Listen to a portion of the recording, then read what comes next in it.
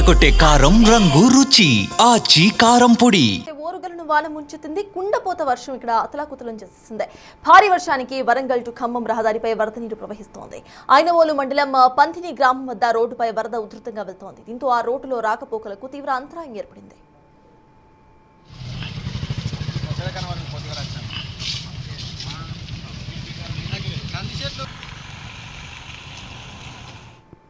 మోంతా తుఫాన్ కారణంగా హనుమకొండ జిల్లా కమలాపూర్ మండలంలో అన్నదాతలకు తీవ్ర నష్టం వాటిల్లింది. వరి పత్తి పంటలు తడిసి ముద్దయ్యాయి. రామ్శెట్టి దేవేందర్ బక్కిరెడ్డి అనే రైతుల పంట వాళ్ళ పంట చేలల్లోకి వరద నీరు వచ్చి చేరడంతో వరి దెబ్బతింది. చేతికొచ్చే సమయానికి అకాల వర్షాల కారణంగా నష్టం కలగడంతో రైతులు తీవ్ర ఆవేదన వ్యక్తం చేస్తున్నారు.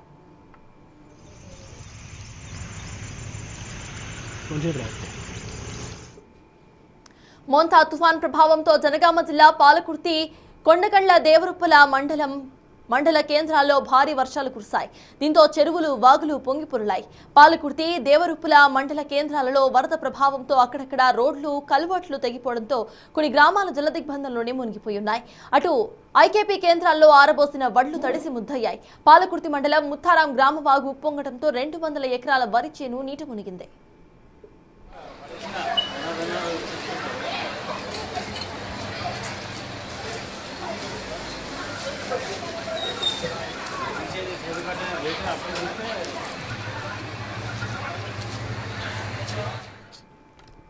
ఓరుగలను వాన ముంచెత్తింది. అక్కడంతా కూడా జల దిగ్బంధంలోనే ప్రజలు ఇంకా కనిపిస్తున్నారు. దీనికి సంబంధించిన అప్డేట్స్ మా ప్రతినిధి వేణు అందిస్తారు. వేణు, చెప్పండి, ఇటు రైతులకు ఇటు నష్టపరిహారం అందించే విధంగా ఇటు గవర్నమెంట్ ఎటువంటి జాగ్రత్తలు తీసుకుంటోంది? అట్ ద సేమ్ టైం రైతులు ఏమంటున్నారు? అండ్ ఇప్పటికైనా అక్కడ కాలనీస్ లో మునిగిపోయిన కాలనీస్ వాళ్ళు బయటకు వచ్చే పరిస్థితి అక్కడుందా?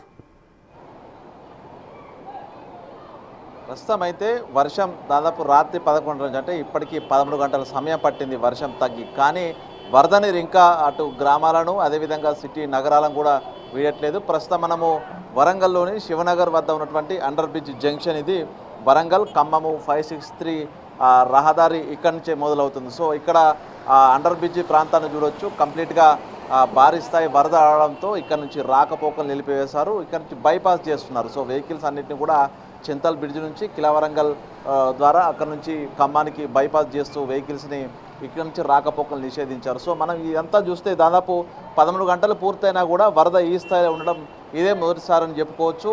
ప్రస్తుతం మనం ఉన్న ఈ విజువల్స్కు చూస్తున్నటువంటి రైట్ సైడ్ ఉన్నదంతా కూడా ఆ శివనగర్ ప్రాంతం. శివనగర్, అదేవిధంగా దాని ఎగువన శివ గణేష్ కాలనీ, సాయి కాలనీ, ఎన్టీఆర్ కాలనీలు అప్పుడు ఎగువ వైపున ఉంటాయి. సో ఆ కాలనీలు అన్నీ కూడా నీటి ముంపు గురయ్యి అక్కడ నుంచి వరద మెల్లమెల్లగా ఈ యొక్క జంక్షన్ వద్దకు దిగువ, ఇది లోతైన ప్రాంతం కాబట్టి ఇక్కడికి ఉరకలెత్తుతూ వస్తున్న పరిస్థితి. ఇక ఈ వరద నీటిలో కూడా పూర్తిగా ఇక్కడ స్థానికులు పిల్లలంతా కూడా ఒక సంబరంగా అందులో చేపలు పట్టుకుంటూ కేరింతలు కొడుతున్న సిచ్యువేషన్. ఓవైపు సిటీ మొత్తం కూడా మునిగి అందరూ ఇబ్బందులు పడుతూ గ్రౌండ్ ఫ్లోర్ అన్నీ కూడా కంప్లీట్గా మునిగిపోయి నిత్యావసర సరుకులన్నీ తడిసి ముద్దే కట్టుబట్టలతో ప్రాణాలతో బయటపడ్డ సిచ్యువేషన్. ఒకవైపు కేరింతలు కొడుతున్నటువంటి ఆ చిన్న పిల్లలను ఒకవైపు చూడవచ్చు. ఇక ఈ వరద ఇదంతా కూడా మనం ఈ ప్రాంతం అంతా ఖమ్మంకు వెళ్ళేటువంటి హైవే, దీనికి రైట్ సైడ్ అంతా ఇప్పుడు ప్రస్తుతం ఈ వరద ఎగువ కిలావరంగల్ కోట నుంచి దిగువకు వస్తుంది. సో అక్కడ నుంచి ఈ దిగువకు వచ్చిన ఈ వరద అంతా కూడా కింద ఉన్నటువంటి ఇది పెరకవాడ. ప్రస్తుతం మనం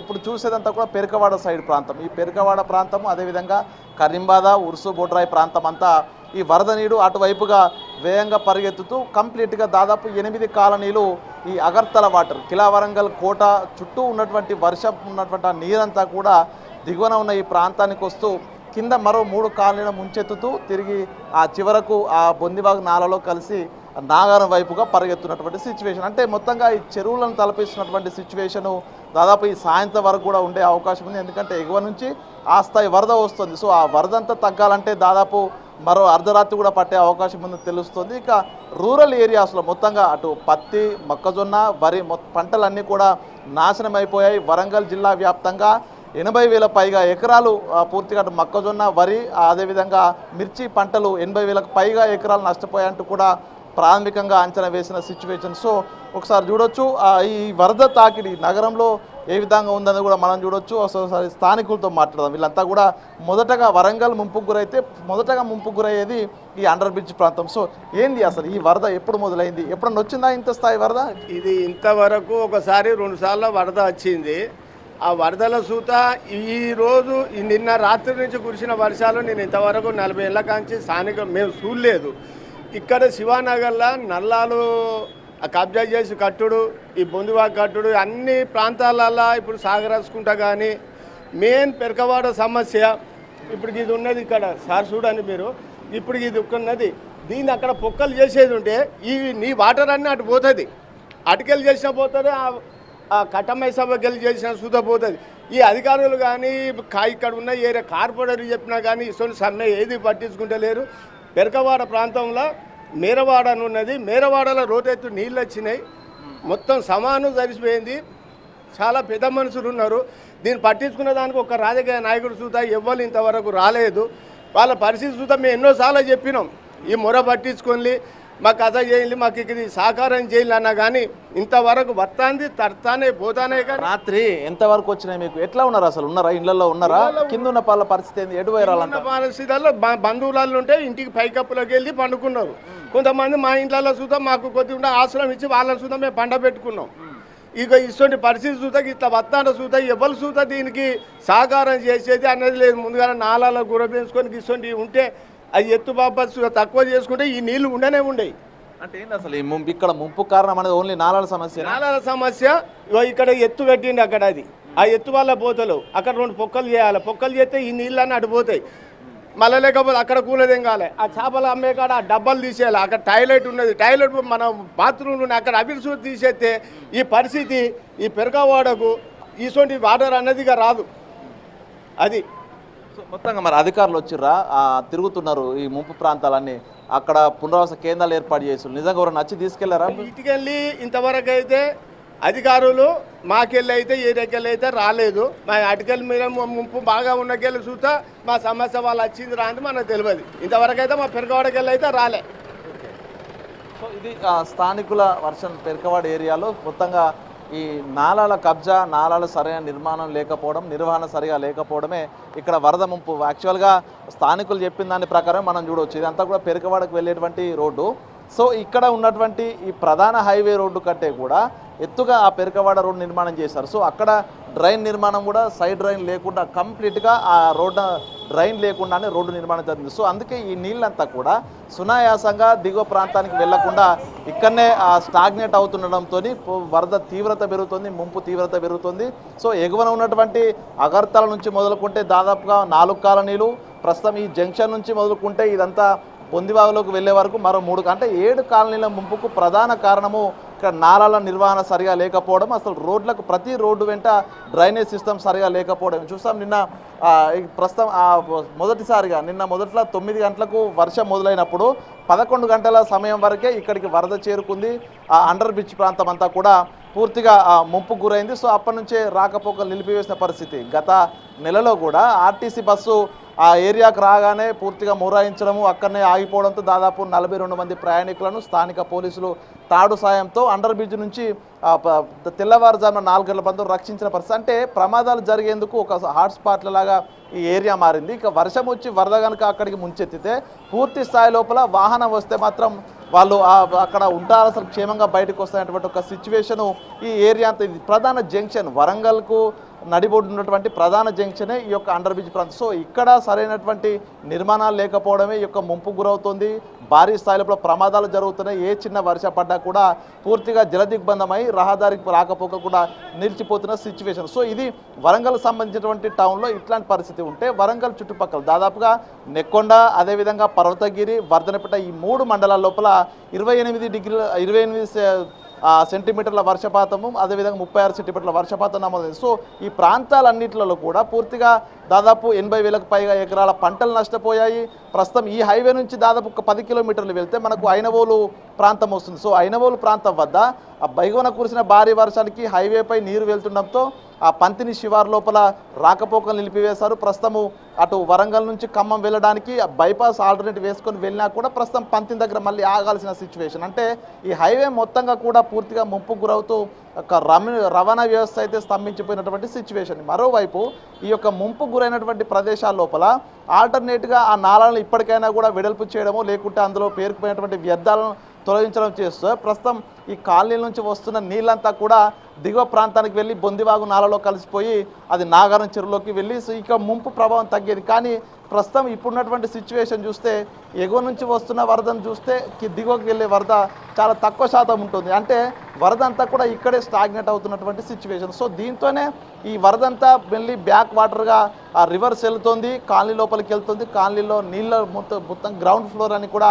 నీళ్లతో నిండినటువంటి సిచ్యువేషన్. సో ఇట్లాంటి కొంత ప్లానింగ్ లేకుండా నిర్మాణం జరిగినటువంటి రోడ్లు, ఆ ప్లానింగ్ లేకుండా నిర్మాణం చేసినటువంటి ఆ డ్రైనేజ్ సిస్టమ్ కారణంగానే ఈ యొక్క వరద తీవ్రత అయితే పెరుగుతున్నటువంటి సిచ్యువేషన్. ఇక హనంకొండ చూసుకుంటే హనుమకొండకు సంబంధించి దాదాపుగా 9 కాలనీలు ఇంకా జలదిగ్బంధంలో ఉన్నాయి. సో వాటికి ఎగువన సోమిడి చెరువు, వడ్డెపల్లి చెరువు తెగుతూ సమ్మయ్య నగర్ నాల వద్దకు భారీగా వరద వస్తూ పూర్తిగా ఏరియా అంతా కూడా జలదిగ్బంధంలో చిక్కుకుంది. ఇప్పటికే డిఆర్ఎఫ్ టీమ్స్ అన్నీ కూడా అక్కడ గర్భిణీలు కానీ ఇతర అనారోగ్య సమస్యలున్న వారిని, పిల్లల్ని, వృద్ధుల్ని ఆ ఎగువ ప్రాంతాలకు తరలించి పునరావాస కేంద్రాలు ఇప్పటికే 12 ఏర్పాటు చేశారు. 30,000 మంది పైగా ఆ ముంపు బాధితుల్ని ఆ యొక్క పునరావాస కేంద్రాలకు తరలించారు. అయినా కూడా ఇంకా ముంపు తీవ్రత అత్యధికంగా ఇంకా నగరాల్లో అలాగే ఉంది. ఒక్కొక్కరు బయటికి రాలేని పరిస్థితుల లోపల బతుకు జీవుడా అనుకుంటూ ఇళ్లలోనే బిక్కుబిక్కుమంటూ గడుతున్నటువంటి సిచ్యువేషన్. ప్రస్తుతం మనం చూడొచ్చు స్థానికులు కూడా బయటికి వెళ్ళడానికి, వాళ్ళ నిత్యావసర సరుకుల కోసం వెళ్ళడానికి కూడా ఎటు రహదారు లేదు. మొత్తంగా చిక్కుకుపోయే జలదిగ్బంధంలో చిక్కుపోయినటువంటి సిచ్యువేషన్ మనకు ఇంకా వరంగల్ నగరంలోనే కనిపిస్తుంది. Venu please be on hold. ఇటు హనుమకొండలో అసలు పరిస్థితి ఎలా ఉంది అనేది మా ప్రతినిధి అనిల్ హనుమకొండలో ఉన్నారు, ఆయన అడిగి మరిన్ని డీటెయిల్స్ తెలుసుకుందాం. ఇటు అనిల్ చెప్పండి, ప్రెసెంట్ మీరున్న సిచ్యువేషన్, మీరున్న లొకాలిటీలో అసలు ఎక్కడి వరకు వాటర్ క్లాగింగ్ అనేది ఉంది, అక్కడ ప్రజలు ఏమంటున్నారు, అప్డేట్స్ ఏంటి?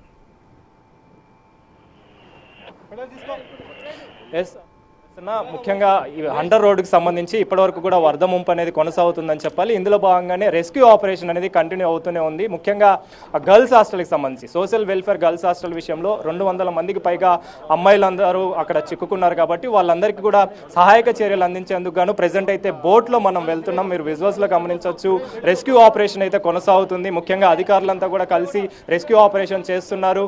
విజువల్స్లో గమనిస్తే దాదాపు అంటే నడుముల లోతు పైగా కూడా అంటే పీకల వరకు కూడా ప్రెజెంట్ అయితే వాటర్ ఉంది. కాబట్టి ఆ వాటర్ దృష్టిలో పెట్టుకొని ప్రెజెంట్ అయితే బోటు సహాయంతో అమ్మాయిల్ని రక్షించేందుకు కావచ్చు, అదేవిధంగా సురక్షిత ప్రాంతాలకు తరలించేందుకు కావచ్చు ప్రెజెంట్ అయితే అక్కడికి వెళ్తున్నాము. మీరు విజువల్స్లో గమనిస్తే దాదాపు హంటర్ రోడ్డు మొత్తం కూడా ముఖ్యంగా ఈ భద్రకాళి టెంపుల్కి సంబంధించి చెరువు అనేది ఎంక్రోచ్మెంట్కి గురి కావడం, ఆ తర్వాత ముఖ్యంగా ఈ చెరువులను ఏవైతే మొండిపల్లికి సంబంధించి కావచ్చు, అదేవిధంగా మిగిలిన ఊర చెరువులకు సంబంధించి కావచ్చు, ఇవన్నీ కూడా మత్తడి పారడంతో ఆ వరద నీరు అంతా కూడా కాలనీలలోకి వచ్చి చేరిన పరిస్థితి. ముఖ్యంగా లోతట్టు ప్రాంతం అయినటువంటి ఈ హంటర్ రోడ్డుకి సంబంధించి కావచ్చు మొత్తం రోడ్లన్నీ కూడా జలమయమయ్యాయి. ముఖ్యంగా ఈరోజు అంటే ఉదయం నుంచి కూడా ఇదే పరిస్థితి కంటిన్యూ అవుతూనే వస్తుంది. అధికారులంతా కూడా వాటన్నిటిని కూడా దృష్టిలో పెట్టుకొని ప్రెజెంట్ అయితే సహాయక చర్యల్లో భాగంగా రెస్క్యూ ఆపరేషన్ కొనసాగిస్తున్నారని చెప్పాలి. ప్రెజెంట్ మనతో పాటు అధికారి అయినటువంటి ఏసీపీ సత్యనారాయణ ఉన్నారు, వారితో కూడా మాట్లాడదాం. సార్ చెప్పండి, రెస్క్యూ ఆపరేషన్ ఏ విధంగా కొనసాగుతుంది? గుడ్ మార్నింగ్ అండి, అందరికీ నమస్కారం. Rescue operation early morning start అయింది. దాదాపు ఇప్పటికీ 230 మెంబర్స్ పిల్లల్ని మనము వేరే హాస్టల్ చేయడం జరిగింది. ఇంకా అరౌండ్ 250 వరకు ఉంటారు లోపల. వాళ్ళని కూడా తీసుకుంటే థర్డ్ బోట్ ఇది. 3 బోట్స్ పెట్టి మన డిస్ట్రిక్ట్ యాజమాన్యంతో పాటు పోలీస్ అధికారులు, తర్వాత సిపి సంతోష్ సింగ్ గారు ఆదేశం మేరకు ఫుల్ ప్లడ్జ్ ఎక్కడే నష్టం జరగకుండా ప్రతి ఒక్కరు తీసుకుంది. ఎందుకంటే మళ్ళీ మనము ఎక్స్పెక్ట్ ఇవాళ నైట్ కూడా ఉండొచ్చు అనేది డౌట్ ఉంది వర్షం. సో దట్ మనం ముందే వాళ్ళు వికెట్ చేయమని చెప్పేసి చేస్తా ఉన్నాం. ఇప్పుడు 230-240% మనము పిల్లల్ని లిఫ్ట్ చేసినాము. ఇంకా అరౌండ్ 200+ టోటల్గా ఎంతమంది పిల్లలు ఉన్నారు సార్ దాంట్లో? అంటే 200 పైగా మనకు తెలుస్తుంది. అంటే ఇప్పటివరకు ఎంతమంది రెస్క్యూ చేశారు అని చెప్తారు? ఎగ్జాక్ట్ ఎంత అయితే 400+ ఉన్నది. అలా ఇప్పటివరకు 230 మనకి మనం లిఫ్ట్ చేసినాం. రిమైనింగ్ వాళ్ళు తయారవుతారు పిల్లలు. ఇప్పటికి అంటే వేరే థ్రెట్ ఏం లేదు. మనం ముందే చర్య పిల్లల్ని షిఫ్ట్ చేస్తున్నాం. అంటే ఒక హాస్టలే కాకుండా చుట్టుపక్కల ఉన్నటువంటి ఇళ్లలో కూడా నీరు చేరింది. వాళ్ళకి సంబంధించి ఏ విధంగా రెస్క్యూ ఆపరేషన్ కొనసాగుతుంది? వాళ్ళని ఎంతమంది మీరు రక్షించడం జరిగింది? అంటే ఇప్పుడు కాల్స్ వచ్చిన ప్రతి కాడికి మనం వీలైనది పోతా ఉన్నాము. ట్రాక్టర్స్ పెట్టినాము, అదేవిధంగా కొద్దిగా హెవీ వెహికల్స్ పెట్టి షిఫ్ట్ చేస్తా ఉన్నాము. ఇప్పుడు సివిలియన్స్ వరకు 23% మార్నింగ్ వరకు వాళ్ళు మనకి కంప్లైంట్స్ ఇచ్చిన తీసుకెళ్ళాము. ఇంకా రిమైనింగ్ ప్లేస్ ఎక్కడ అవసరం కూడా మనం రెడీగా ఉన్నాము. Subedar police, law and order inspector ఉన్నారు, కాజీపేట ట్రాఫిక్ ఇన్స్పెక్టర్ ఉన్నారు, ట్రాఫిక్ సిబ్బంది అంతా కూడా ఇదే పని ఉన్నారు. ఆల్మోస్ట్ ఎటువంటి ప్రాణ నష్టం ఇంతవరకు లేదు, ఇక్కడ ఉండే పరిస్థితి కూడా లేదనుకుంటున్నాము. అయితే ఎందుకని చెప్పేసి పిల్లల్ని మనం ముందు జాగ్రత్తగా తీసుకెళ్తున్నది. సార్ అసలు ఇలాంటి సిచ్యువేషన్ రావడానికి మీరు అబ్జర్వ్ చేస్తే ఏంటి సార్ ముఖ్యంగా మెయిన్ రీజన్ అంటే ఏం చెప్తారు? అంటే ఎగ్జాక్ట్ రాత్రి అంటే heavy rain, maximum heavy rain తుఫాను వల్లనే అదొకటి లో లెవెల్ కావడం ఒకటి. అది లాస్ట్ యాక్చువల్లీ 2021 కూడా ఇంత వాటర్ వచ్చింది, ఈసారి ఇంకా హెవీగా ఉన్నది. మనకైనా ఇప్పుడు భద్రకాళి వర్క్ నడుస్తుంది కాబట్టి అది కొంత వాటర్ బ్యాక్ వస్తుందని అనుకుంటున్నాం. ఈ వాటర్ కింద అప్ టు చలివాదాకి వాటర్ వెళ్ళిపోతాయి కాబట్టి నేరో రోడ్స్ కల్వర్స్ ఉండడం వల్ల ఈ ప్రాబ్లం అవుతుంది మ్యాక్సిమం. ఇప్పుడు వాళ్ళకి సంబంధించి పిల్లలకి సంబంధించి కావచ్చు, చుట్టుపక్కల ఉన్నటువంటి నివాసం ఉంటున్న వాళ్ళకి సంబంధించి కావచ్చు, ఎక్కడ వాళ్ళకి సురక్షిత ప్రాంతాలకు తీసుకెళ్తున్నారు, ఏ పునరావాస కేంద్రానికి తరలిస్తున్నారు? ఇప్పుడు కలెక్టర్ డిసైడ్ చేసినట్టు కాలేజ్ స్కూల్స్ ఐడెంటిఫై చేసినాము, వాళ్ళ మెయిన్ ఏరియాకి తీసుకెళ్తాను. ఇక్కడ ఇబ్బంది ఏం లేదు. ఇప్పుడు ఇక్కడ వేరే హాస్టల్స్ సపోజ్ మనం మీరు చూడొచ్చు, 7 ఆర్టీసీ బస్సులు తీసుకొచ్చినాము. పిల్లలకు కానీ ఎటువంటి ఇబ్బంది లేకుండా షిఫ్ట్ చేస్తాము. సో మొత్తానికైతే ఏసీపీ చెప్తున్న వివరాల ప్రకారం ముఖ్యంగా మీరు విజువల్స్లో గమనించవచ్చు, అందరికీ కూడా సహాయక చర్యలు అందించే విధంగా ఉదయం నుంచి కూడా అయితే ప్రజెంట్ రెస్క్యూ ఆపరేషన్ కొనసాగుతుందని చెప్పేసి కూడా చెప్పడం జరిగింది. ముఖ్యంగా మనం అబ్జర్వ్ చేస్తే ప్రజెంట్ మీరు బిగ్ టీవీ స్క్రీన్ ద్వారా చూడొచ్చు, హాస్టల్కి సంబంధించి ఈ హంటర్ రోడ్డు నుంచి దాదాపు 1/2 కిలోమీటర్ దూరంలో ఈ హాస్టల్ అయితే ఉంటుంది. అక్కడే ఈ పిల్లలంతా కూడా ముఖ్యంగా పిల్లలకి సంబంధించి గర్ల్స్ హాస్టల్కి సంబంధించి వెల్ఫేర్ హాస్టల్ ఉంది ఇది. ఇందులో భాగంగానే వాళ్ళంతా కూడా నిన్న రాత్రి నుంచి కూడా అందులో చిక్కుకుపోయి ఉన్నారు. ముఖ్యంగా ఈ వాటర్ అంతా కూడా వరద నీరంతా కూడా అందులోకి చేరుకోవడం, కింద ఉన్న ప్రాంతంలోకి చేరుకోవడంతో మిగిలిన అంటే వాళ్ళని రక్షించుకోవడం కోసం పై భాగంలోకి అయితే వెళ్ళి ప్రజెంట్ దానికి సంబంధించిన వివరాలు అయితే తెలుపుతున్నారని చెప్పాలి. పై భాగం నుంచి అయితే బిల్డింగ్ పై నుంచి అయితే ప్రజెంట్ వాళ్ళు పిలుస్తున్నట్టుగా కూడా మనకు తెలుస్తుంది. అందులో భాగంగానే అధికారులంతా కూడా అక్కడికి చేరుకొని ప్రజెంట్ వాళ్ళ వివరాలు కూడా తెలుసుకోవడం జరుగుతుంది. వాళ్ళకి సంబంధించి వివరాలు తెలుసుకొని వాళ్ళకి ఆహార పొట్లాలు కావచ్చు, అదేవిధంగా వాళ్ళకి ఎలాంటి అవసరాలు ఉన్నాయో వాళ్ళన్నింటినీ కూడా తీర్చే విధంగా అయితే ప్రజెంట్ సహాయక చర్యలు అయితే కొనసాగుతున్నాయి. మీరు విజువల్స్లో గమనిస్తే కంప్లీట్గా మనిషి లోతు నీరు అనేది చేరుతున్న పరిస్థితి. చుట్టూ కూడా చుట్టూ కూడా అన్నీ కూడా కార్లకు సంబంధించి కావచ్చు, షాపులకు సంబంధించి కావచ్చు, ఫంక్షన్ హాల్స్కి సంబంధించి కావచ్చు, అన్నీ కూడా మునిగిపోయిన పరిస్థితి. దాదాపు ఫస్ట్ ఫ్లోర్ వరకు కూడా నీరు చేరిందంటే మీరు అర్థం చేసుకోవచ్చు. ప్రతి ఒక్క బిల్డింగ్ కూడా ప్రెజెంట్ అయితే ఫస్ట్ ఫ్లోర్ వరకు నీరు చేరిపోయిన పరిస్థితి అయితే మనకు కనిపిస్తుంది. ముఖ్యంగా మీరు విజువల్స్లో గమనిస్తే చివరి వరకు కూడా ప్రెజెంట్ నీరు కనిపిస్తున్న పరిస్థితి. మనకు దాదాపు కిలోమీటర్ మేర నీరైతే కనిపిస్తుందని చెప్పాలి. ఇందులో భాగంగానే అధికారులంతా కూడా అప్రమత్తమై గర్ల్స్కి సంబంధించి కావచ్చు, పిల్లలకి సంబంధించి కావచ్చు, అన్ని విధాలుగా సహాయక చర్యలు అయితే చేపడుతున్నారని చెప్పాలి. అదేవిధంగా చుట్టుపక్కల ఉన్నటువంటి ఇళ్లలో నివాసం ఎవరైతే ఉంటున్నారో వాళ్ళు కూడా ఇబ్బందులు కలగకుండా వాళ్ళకి కూడా అన్ని విధాలుగా సహాయక చర్యలు అయితే చేపడుతున్నారని చెప్పాలి. ముఖ్యంగా ఈ విషయానికి వస్తే నిన్న ఉదయం నుంచి కురిసిన వర్షం కారణంగా దాదాపు ఉదయం 8 గంటలకి మొదలైన ఆ వర్షము నిన్న రాత్రి వరకు కూడా కంటిన్యూగా పడిందని చెప్పాలి. దానివల్లనే దాదాపు ట్రాక్టర్ కూడా మునిగిపోయిన పరిస్థితి. మీరు విజువల్స్లో గమనిస్తే కంప్లీట్గా ట్రాక్టర్ కూడా మునిగిపోయింది. ట్రాక్టర్ కూడా మునిగిపోయిన నేపథ్యంలో వాటికి సంబంధించి డ్రైవర్ కూడా అప్రమత్తమై వెంటనే తప్పించుకున్నట్టుగా కూడా తెలుస్తుంది. అయితే ఎవరికి కూడా ఎలాంటి ఇబ్బందులు కలగకుండా అన్ని విధాలుగా అయితే సహాయక చర్యలు అయితే చేపడుతున్నారని చెప్పాలి. ముఖ్యంగా ఈ హాస్టల్ విషయానికి వస్తే పిల్లలు దాదాపు 400 మంది ఇందులో చిక్కుకున్నారని చెప్పేసి వాళ్ళకి సంబంధించిన సహాయక చర్యలు, రెస్క్యూ ఆపరేషన్ కూడా ఇప్పటివరకు చేస్తున్నామని చెప్పేసి, అదేవిధంగా ఎస్డీఆర్ఎఫ్ సిబ్బంది కావచ్చు, డిఆర్ఎఫ్ సిబ్బంది కావచ్చు, ఉదయం నుంచి కూడా అన్ని విధాలుగా పనులు చేస్తున్నారని చెప్పేసి, సహాయక చర్యలు చేపడుతున్నారని చెప్పేసి వాళ్ళ శాయశక్తులు అయితే ప్రజెంట్ పనులు చేస్తున్నారు. శక్తివంచన లేకుండా అయితే ప్రజెంట్ ఆ చర్యలు అయితే కొనసాగుతున్నాయి అని చెప్పాలి. వాటర్ క్లియర్ అయ్యేంత వరకు కూడా సహాయక చర్యలు కొనసాగుతూనే ఉంటాయని చెప్పేసి కూడా అధికారులు అయితే చెప్తున్న పరిస్థితి. చుట్టూ మీరు అబ్జర్వ్ చేస్తే కంప్లీట్గా నిన్న పడిన వర్షం దాదాపు 41% వర్షం సంబంధించి పడింది. కాబట్టి సెంటీమీటర్ల మేర వర్షం పడిన నేపథ్యంలో మొత్తం కూడా నీట మునిగిన ప్రాంతాలు, రోడ్డుకి సంబంధించి కూడా వాహనాలకు సంబంధించి కూడా రాకపోకలన్నీ కూడా బంద్ అయిన పరిస్థితి అయితే మనకు కనిపిస్తుంది. మీరు విజువల్స్ లో గమనించి నీట మునిగిన పరిస్థితి మీరు విజువల్స్ లో అబ్జర్వ్ చేస్తే ఎక్కడికక్కడ వాహనాలు ఆగిపోయి డ్రైవర్లు కూడా అప్రమత్తమై వాళ్ళు తప్పించుకున్నారు. కానీ వాహనాలు మాత్రం నీటిలోనే మునిగిపోయాయని చెప్పాలి. లారీలతో సహా నీట మునిగిన పరిస్థితి మీరు అబ్జర్వ్ చేస్తే విజువల్స్ లో చూడొచ్చు. ఇక్కడ ఆ పిల్లల్ని రెస్క్యూ అయితే చేశారు. కొంతమందిని వాళ్ళని రెస్క్యూ చేసి ప్రెసిడెంట్ ఎస్డీఆర్ఎఫ్ సిబ్బంది బయటకి అయితే తీసుకొస్తున్నారు.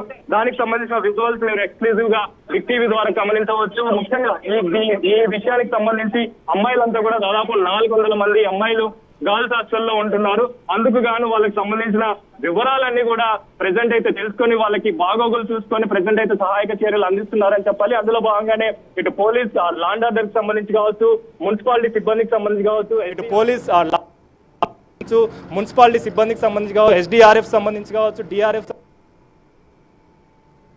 లోతున నీళ్లు చేరినా కూడా ఎక్కడ ఎలాంటి ఎవరికి ఇబ్బందులు కలగకుండా అయితే సహాయక చర్యలు చేపడుతున్న పరిస్థితి కనిపిస్తుంది. అదేవిధంగా ట్రాఫిక్ కి సంబంధించి కూడా ప్రతి ఒక్క అధికారి ప్రెసెంట్ అయితే పబ్లిక్ ఇబ్బంది కలగకుండా వాహనదారులకు ఇబ్బంది కలగకుండా అన్ని విధాలుగా అయితే ప్రెసెంట్ సహాయక చర్యలు చేపడుతున్న పరిస్థితి మీరు విజువల్స్ లో అబ్జర్వ్ చేయొచ్చు. వాహనాలు ఎక్కడికక్కడ ఆగిపోయిన పరిస్థితి మనకు కనిపిస్తుంది. అదేవిధంగా వాహనాలు ఎక్కడికక్కడ ఆగిపోయిన పరిస్థితి మనకు కనిపిస్తుంది. అదేవిధంగా పెట్రోల్ బంక్ సంబంధించి కూడా ప్రెసెంట్ అయితే నీట మునిగిన పరిస్థితి.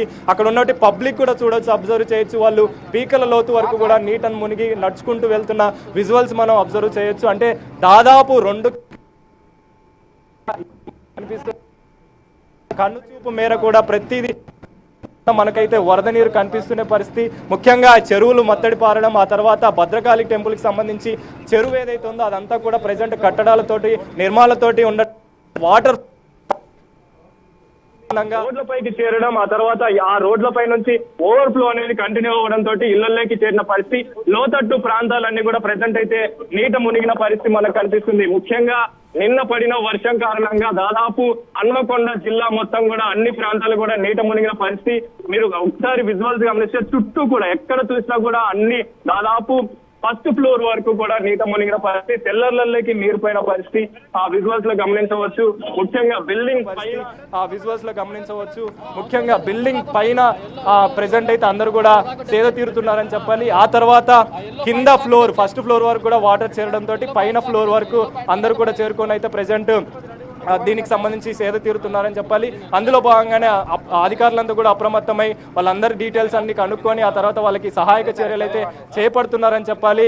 మీరు అబ్జర్వ్ చేస్తే దాదాపు 2 కిలోమీటర్ల మేర ఈ వరద నీరు అనేది కంటిన్యూ అవుతూనే ఉంది. ముఖ్యంగా మీరు విజువల్స్ లో గమనించవచ్చు, ఎక్కడికక్కడ రోడ్లన్నీ కూడా జలదిగ్బంధమైన పరిస్థితి. వాహనాలన్నీ కూడా రోడ్డు ఇరువైపులా ఎక్కడికక్కడ ప్రెసెంట్ అయితే ఆగిపోయిన సిచ్యువేషన్ మనం చూడొచ్చు. ఇందులో భాగంగానే SDRF సిబ్బంది అప్రమత్తమై బోర్డుల సహాయంతో అదేవిధంగా ట్రాక్టర్ల సహాయంతో ప్రెసెంట్ అయితే సహాయక చర్యలు చేపట్టారని చెప్పాలి. డ్రోన్ల సహాయంతో అంటే ఎవరైతే ఇబ్బందుల్లో ఉన్నారో వాళ్ళకి ఆహార పొట్లాలు అందించేందుకు గాను డ్రోన్ల సహాయంతో ప్రెసెంట్ బిల్డింగ్ పై నుంచి కూడా ఆహార పొట్లాలు అందిస్తున్నట్టుగా కూడా తెలుస్తుంది. అదే విధంగా ముఖ్యంగా ఈ బిల్డింగ్ల విషయానికి వస్తే ఫస్ట్ ఫ్లోర్ వరకు కూడా నీరు చేరిన సిచ్యువేషన్. ఎవరైతే గర్ల్స్ ఉన్నారో వాళ్ళందరికి సంబంధించి కూడా సహాయక చర్యలు అవుతున్నాయి. వాళ్ళు రెస్క్యూ చేసి బోట్ల సహాయంతో ట్రాక్టర్ల సహాయం. Right, thank you Anil.